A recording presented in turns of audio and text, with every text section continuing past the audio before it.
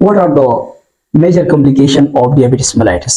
Sugar की बीमारी के लिए अगर वो केयर नहीं करती, या उसके लिए एक पेशेंट है और एक बीमार है, एक इंसान है, उसको शुगर है, डायबिटीज मेलाइटिस है, अगर वो इसके लिए एहतियात नहीं करता, उसके लिए दवाई नहीं खाती, तो इसको क्या ऐसी कॉम्प्लिकेशन और नुकसान हो सकती हैं। तो फर्स्ट कॉम्प्लिकेशन, जो मोस्ट डेंजरस कॉम्प्लिकेशन है, वो इंसान की नजर जो है, इंसान की साइट जो है, ये इस पर असर पड़ती है, जिसको हम कहते हैं डियाबेटिक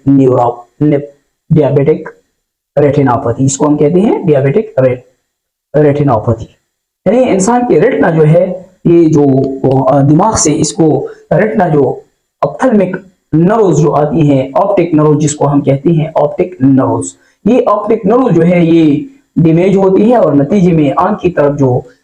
ये छवि जो बनती है, ये मुतासिर होते हैं, और इंसान की नजर जो है ये कमजोर होती जा रही है। दूसरा बड़ा साइन क्या होता है, इंसान जहनी तौर पर बहुत कमजोर होते हैं, क्योंकि शुगर जब बहुत ज्यादा होता है, और एक इंसान जो है वो अपनी शुगर का इलाज नहीं करती, या इसके साथ ही अपना एहतियात नहीं करते, तो इसके जहन पर बड़ा मेमोरी, और इसके साथ जो है इसकी याददाश्त और दूसरी चीजें जो है ये खत्म होती है, और इसको फिर हम क्या कहते हैं, डियाबेटिक न्यूरोपैथी।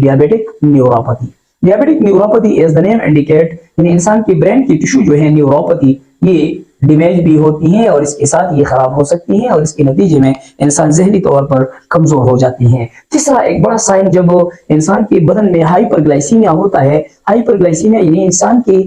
एक जिस्म में अगर खून में शुगर के लेवल जो है ये इंक्रीज होता है, और ये एक मुस्तकिल कॉन्स्टेंटली इंक्रीज होता है, तो नतीजे में क्या होता है, इसका किडनी में, इंसान के जिस्म में इसका एक थ्रेशोल्ड होता है। थ्रेशोल्ड का मतलब ये है कि इंसान की जिस्म में एक थ्रेशोल्ड होता है शुगर का, और वो है 180 मिलीग्राम पर डेसीलीटर जो है इसका शुगर लेवल होता है। अगर ये थ्रेशोल्ड जो है इसने क्रॉस किया, तो नतीजे में क्या होता है, नतीजे में ये होता है कि इंसान फिर क्या करती है, ये थ्रेशोल्ड जब इंसान क्रॉस करता है, तो ये इसके नतीजे में फिर क्या होता है, शुगर जो है यूरिन में बाहर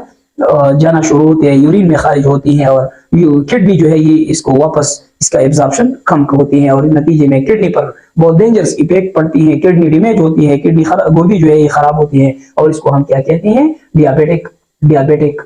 नेफ्रोपैथी। डियाबेटिक नेफ्रोपैथी का क्या मतलब है, डियाबेटिक नेफ्रोपैथी का मतलब ये है कि इस बंदे का किडनी जो है ये फेलियर की तरफ, यानी फेल होने की सूरत में, नाकाम होने की तरफ जा रही है। और चौथा एक बड़ा साइन ये होता है कि एक पेशेंट है, उसकी शुगर लेवल जो है वो ज्यादा है, तो इसमें जो है क्या होता है,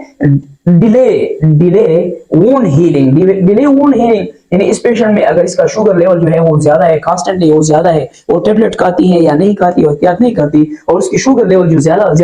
आ रहा है, तो नतीजे में क्या होता है, जब इसके बंदे का कोई वोन इसकी जिस्म में आ जाए, या कोई कट लग जाए, तो वो आसानी के साथ वापस जो है वो ठीक नहीं होती। और इसके साथ ही एक 5 जो बड़ा कॉम्प्लिकेटेड साइन है, उसको हम कहते हैं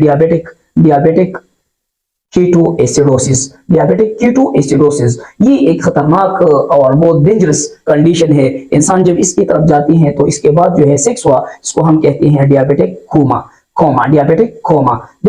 ये डियाबेटिक कीटोएसिडोसिस या डियाबेटिक कोमा जो है, ये ऐसी कंडीशन है कि इंसान की स्किन जो है ये क्या होता है, स्किन जो है ये बिल्कुल ड्राई होता है, क्योंकि स्वेटिंग जो है ये खत्म होती है। इसके जिस्म में ग्लूकोज के लेवल इतना ज्यादा हो गया कि बॉडी के इंसान जो है सीवियर फीवर, बहुत ज्यादा टेम्परेचर हाई होता है, उसके साथ स्किन जो है ड्राई होते हैं, और एची स्किन होता है, एची स्किन जो है ये होता है। और इसके साथ ही इंसान की जो है, जैसे कि पहले हमने कहा कि ब्लड विजन, और इसके साथ ही कभी कभी इंसान हेलुसिनेशन और अनकॉन्शियस में कोमा में जाता है, तो ये सीवियर कंडीशन होती है। और फाइनली ये भी होता है, बहुत से लोग जो है ये डायबिटिक की वजह से क्या करती हैं, फाइनली जो है ये डायलिसिस की तरफ जाती हैं, डायलिसिस की तरफ जाती हैं, यानी इसकी किडनी फेल होती हैं। और कभी कभी इस तरह भी होती हैं कि आप लोगों को मालूम है, हमारे सामने डियाबेटिक फूट एक बड़ा कॉम्प्लिकेशन है। डियाबेटिक फूट जो है ये भी एक बड़ा कॉम्प्लिकेशन है। आप लोगों को मालूम है कि डियाबेटिक फूट हम किस चीज को कहते हैं। डियाबेटिक फूट अगर आपको मालूम है, बहुत से लोग ऐसे हैं कि जिसके पाँव की जो है इसकी एक नेल नाखून जो है ये इसकी से जख्म लगती है, और नतीजे में उससे हम जो है क्या करते हैं, वो एक पहले जो है एक थंब एक अंगूठा जो है उससे काटते हैं, उसके बाद जो है पाँव काटते हैं, और वो स्लोली जो है वो जिस्म में सरायत करते हैं। तो ये बड़ी बड़ी कॉम्प्लिकेशन